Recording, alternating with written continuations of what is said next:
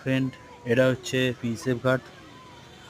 আমরা একটু লেট করে গেছিলাম, তাই এখানে একটু ক্রাউডসটা কম দেখা যাচ্ছে। উইদাউট সে 6টা সাড়ে 6টার সময় সন্ধেবেলা এখানে ফুল ক্রাউড থাকে। আর এটা হচ্ছে বাবুঘাটের ছবি।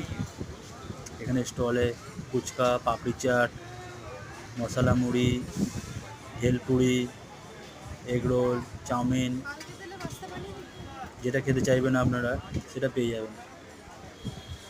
ঠান্ডা থেকে শুরু করে কোল্ড ড্রিঙ্ক, আইসক্রিম, লস্যি, সব কিছুর বিপুল সম্ভার।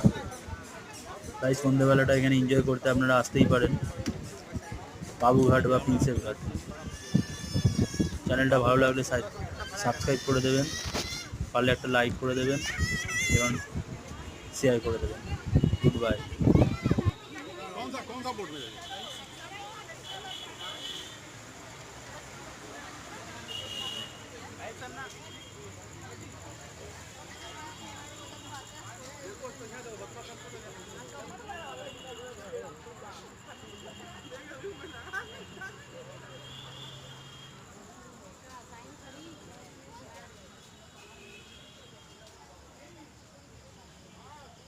আরও ভিড় ছিল একটু আগে, কমে গেছে তাই।